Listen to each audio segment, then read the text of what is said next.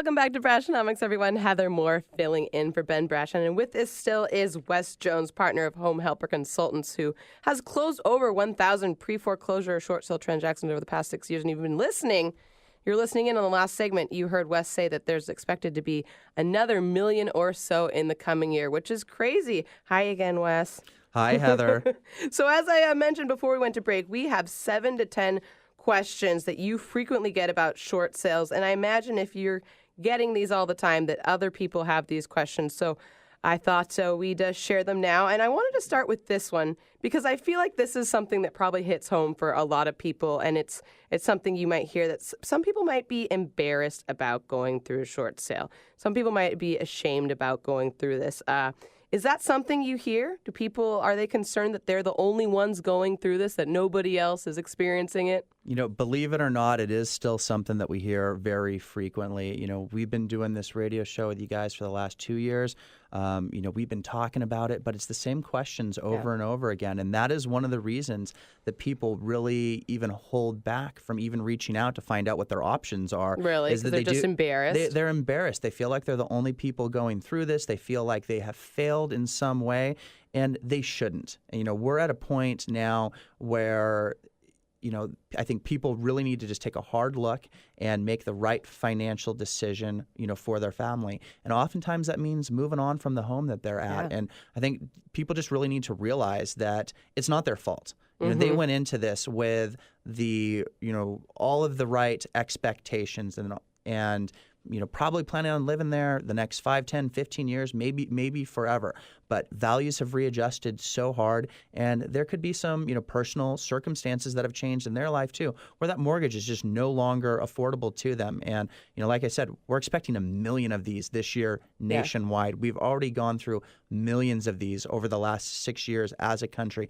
It's not something that I feel anybody should be ashamed about, but they do owe it to themselves to find out what their options are and see if it makes sense for them. Absolutely. And no one wants to be the only one doing anything. But if there's 1 million other people going through it a year, you are not the only one. Moving on to some of these other questions. A lot of people, we have a credit expert on our show.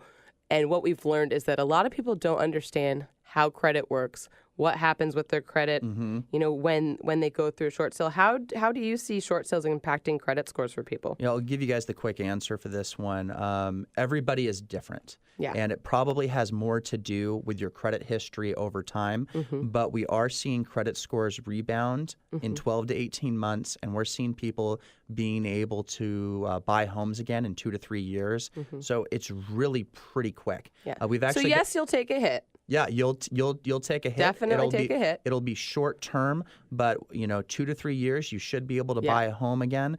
And we've actually worked with people that were ready again after 18 months. Great. It is great. And if you look at the time it takes to be able to buy a home again, 18 months, 2 years, 3 years versus the time it could take for their home's value to recover, right. 5 years, 7 years, 10 years, what's quicker? Yeah.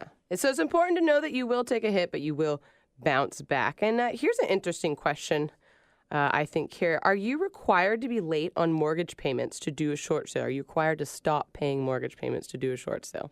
They say that you're not required, and you hear the banks talk about, oh, yeah, we're doing short sales with people that are current. But I got to tell you, from what I've seen, I think that's more lip service and PR than anything else. We've only been able to get a handful of those through out of the 1,100 that we've done. A handful that are continually paying their... That's correct. Wells Fargo last week told an agent in our office that their short sale was denied simply because they were current on their loan. They had $3,000 left to their name. They could make 1 or 2 more payments. Right. And Wells Fargo told them, no, we can't, as long as you're current. Okay. So we've seen it happen a few times, but it's few and far between. And it really goes against the one reason that short sales go through. Yeah. It's that they mitigate the bank loss versus foreclosure. They do short sales because they recover more with a short sale than they would by going through the foreclosure process. So if that seller is not a threat to them for foreclosure, really not a lot of motivation to work with that person. I see. So, people who are current on their mortgage, a bank might disagree to a short sale. What other reasons would a bank agree or disagree to a short sale for?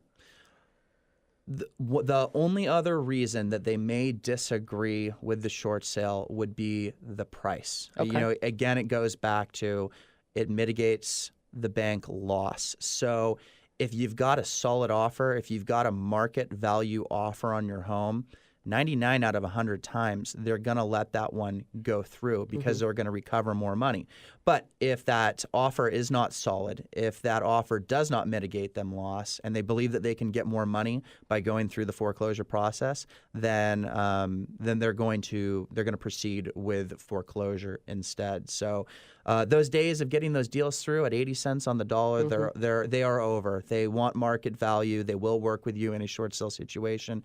But you got to get them a good deal. Yeah. All right. We're here with Wes Jones, partner of Home Helper Consultants, talking about 7 to 10 frequently asked questions surrounding short sales. I say 7 to 10 because I'm not sure if we'll get to 10.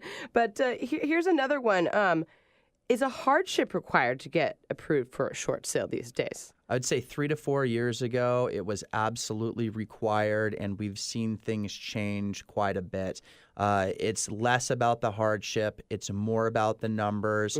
I would say that 50% of the people that we're working with do not have the traditional hardship that banks were looking for a couple of years ago.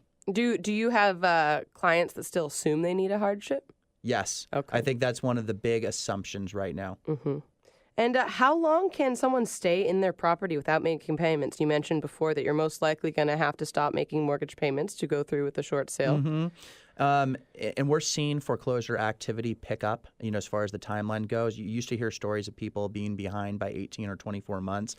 That I've heard you say that.